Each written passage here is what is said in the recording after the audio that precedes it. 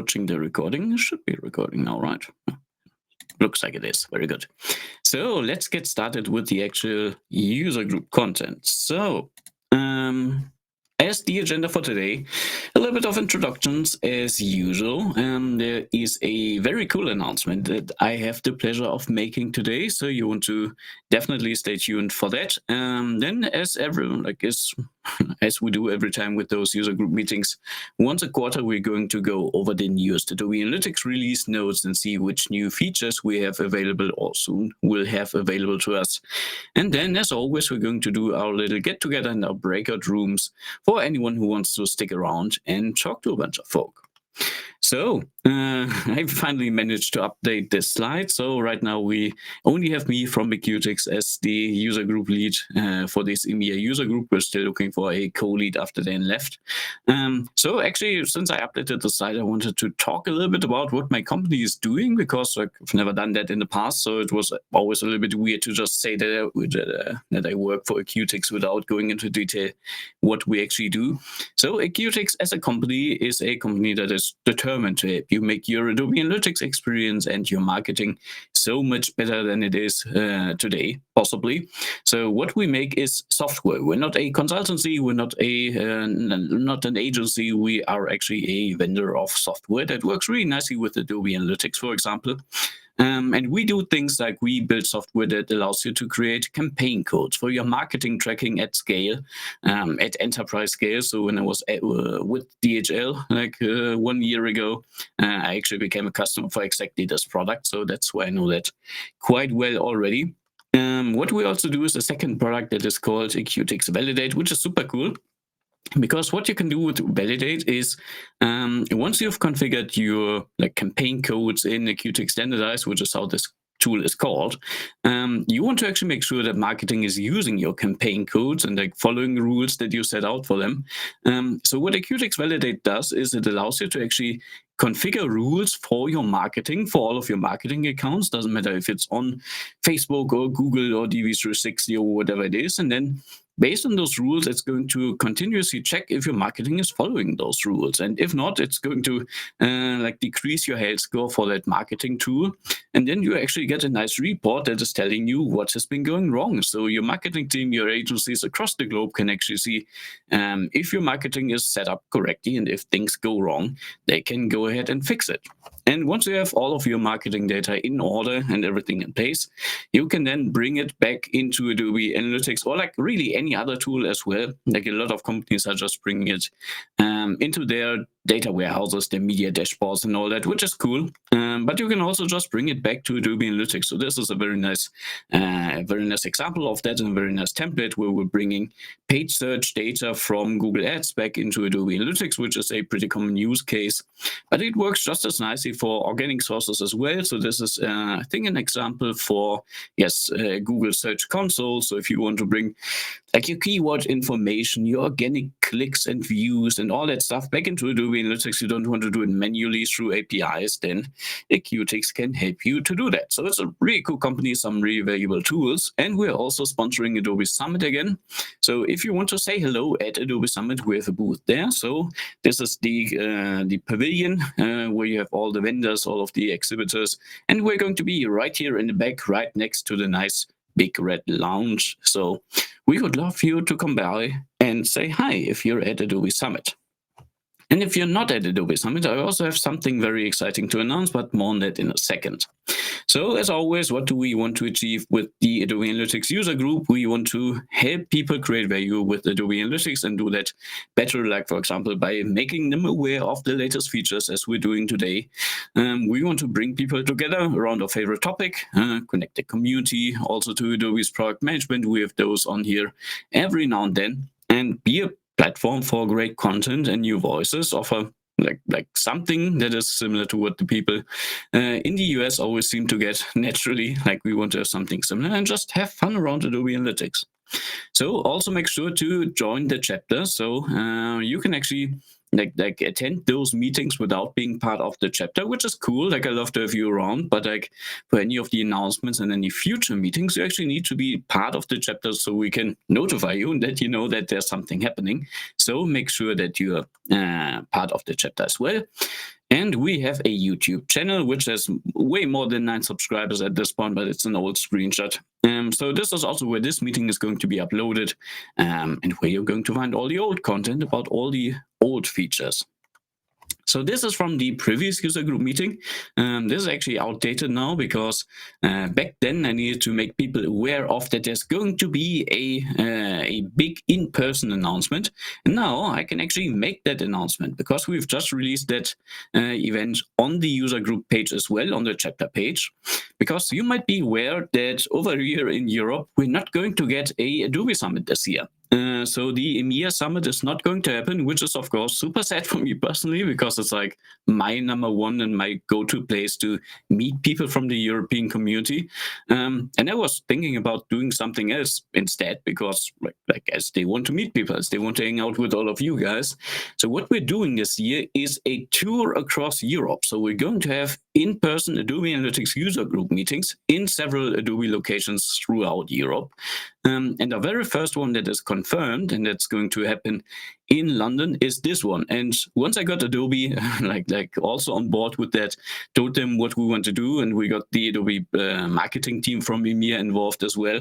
They were all on board, so we might have the Adobe Analytics product management team join us in person in London for this very first iteration. It might be really, really big. Like I'm a little bit scared, like how big Adobe actually wants to make this, because they want to like do full keynotes and all that stuff. So it's going to be really, really exciting. So definitely already you can log in on this page and sign up for this meeting. Like we're going to confirm the agenda, confirm some other customer speakers. I'm going to share some of my usual tips and tricks and the stuff that I do. So that's going to be super exciting. So definitely already sign up for that. Tell everyone, because we really like depend on people telling each other about this this tour across Europe and all the events that we're going to schedule. And again, please join the chapter, because there's going to be more. Like there's going to be more meetings across Europe, not just in London, but also we have Germany, Spain, Italy, Amsterdam, like Stockholm, Copenhagen, like a bunch of cities already in the planning. We don't have the dates and like the agenda and all that confirmed yet, but they're going to happen. Please sign up for the chapter so we can let you know. One thing that was also confirmed today was an upcoming user group meeting in Berlin. So that's going to be very Deutsch, but we're still going to speak English. So Morstal is once again sponsoring this user group meeting in Berlin, and they're going to have us. So please make sure, if you can, if you're around Berlin, to also come to this meeting, because yeah, the last one we did in Munich, like we had way too many people there. It was a great evening and like way too much content. People already saw my summit presentation there as well. I might also bring it to this meeting, who knows. And yeah, so there's going to be a lot of stuff to be announced, so make sure that you're part of the chapter. Click this join button along the more than 500 people that are already part of the user group. And yeah, like you get a nice email as soon as like all the other meetings are going to be scheduled. And I want to see you this year, even if we don't have a summit for our own. Yeah, and also Jeff, like if you want to come over from the US for a European user group meeting, you are very much invited for that as well. Cool. So that's the big announcement. That's what I was teasing on LinkedIn and all that. So yeah, it's going to be a very busy year, as Jeff is rightfully saying for me. But yeah, I can't wait to meet all of you in person if I haven't done that in the past already. And yeah, we're going to have some fun over here in Europe as well, because who needs summit, right? We're just going to do it ourselves. Cool. So next point on the agenda is then the what's new in Adobe Analytics part. So as is tradition, I've gone through the release notes and compiled this list of things that are new, and it's quite a substantial list already. So Adobe is, as always, very busy in the beginning of the year. So there are some updates to data warehouses coming out or already out there. So previously it was a hassle for everyone to just view all requests from everyone in the company. So we made that a lot easier, which is very much needed. There's some small updates to the like how dates work in the key metrics visualization. So if you use that a lot, you might want to explore that. They've actually announced that in the release notes that there's now some documentation on the data warehouse API. So that's the 2.0 API, the newer one instead of the like old 1.4 API. So if you're using that, you might want to look at that. New documentation on data warehouse. The app measurement library. So what the Adobe Analytics extension in Adobe Launch is based on, got a small update. So nothing really substantial unless you run into a lot of issues with like cookie domains being configured incorrectly and all that. It's a small incremental update, but still cool. Adobe is working on a way to make activity map for the web SDK, like similar to how it works with the like app measurement library already. So like if you're around familiar how activity map works for app measurement, is it basically just attaches some information about what the last clicked item was to every tracking call. And with the web SDK, they've done it differently, where actually every click triggers like an event that you need to pay for, and of course that increases cost quite substantially. So now they're working on a way to just bundle those hits together and like attach the information like similar to what they've done previously. So that's cool, but again, small incremental update. On the projects management page, so if you're in NSS Workspace and you're looking at your list of projects, you can actually now see the last use date, which is super cool and super helpful, because previously we had like when it was created or last updated, which is like good to know. But like what's actually relevant for most people in most companies is when the damn thing has last been used and opened. So that's now available in there as well, which is super cool. Or it's going to be available, still releasing it. The next point got already some questions from the community, because Adobe is going to provide some analytics support for consent flags required by Google for the Digital Markets Act. It's again a European thing, so we again force Google to do things differently, which I'm always proud of. But what that brings is in Adobe Analytics, we now have dedicated dimensions available for consent.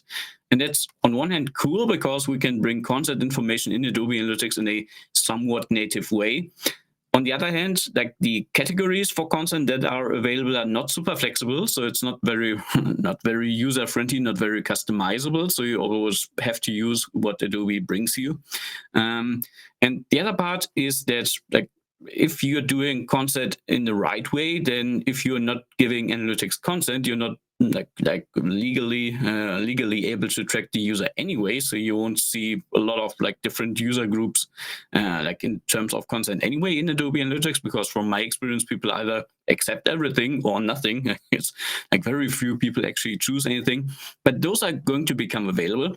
And the whole reason why Adobe is doing that is because if you're using Adobe Advertising to bring data from Adobe Analytics to Google, so you want to like import your conversions automatically, then those conversions in the future need to be like flagged in a way that tells Google if they have consent for importing that data.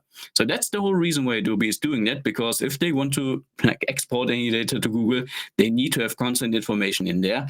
And for that reason, you also need to, if you're using that feature now in the future, flag your traffic in the front end and say, or tell Adobe in a specific way, they're going to use context variables for that, if consent was given and which categories it was given in. So it's an incremental update, not really driven by Adobe like wanting to do it, but they have to do it because of this change by Google, because of, again, European Union like requiring more like data privacy things. So it's a good change. Like I'll take it. Like more features are always good, but yeah, not the like the groundbreaking type of feature, I would say. Another very like welcome change is that report builder usage is now included in the used in column in the calculated metric manager and the segment manager. So if you're looking at your list of all the calculated metrics and segments in Adobe Analytics in your instance, previously you've only seen projects in an NSS workspace used there, but now it's also going to use report builder as a source. So you're not just going to think that a segment is used nowhere and you can just delete it if it's still being used in report builder. So that's a cool completionist thing and like a cool addition for that reason. So also very welcome. like one like one very small feature as well, like for data feeds and data warehouse and classification sets, if you worked with them recently, now those require you to set up accounts in like any cloud storage destination, so like your Azure or your S3 accounts, and now you're able to share those across like all the different places where you need to set them up. So that's cool for efficiency. That's cool because we won't want to set it up like in multiple places all the time. So it's very neat that you have them. But yeah, also a small like efficiency feature. Then you can, like as an admin, manage all the locations for your organization, like in one interface, which is also cool because previously you were only able to see your own, which was kind of pointless. So again, more very logical additions there for like that interface. And then actually a pretty groundbreaking and very much unexpected change. Like for me, I was very, very excited to hear that, because Adobe is actually going to increase the default low traffic threshold. So if you're unaware, on a standard contract with like standard settings, every like EVA or prop or whatever can only hold 500,000 unique values per month. So if you're tracking, for example, all of your URLs with like tracking parameters in there, with like UTMs in there, you're pretty quickly going to run out of available dimension items.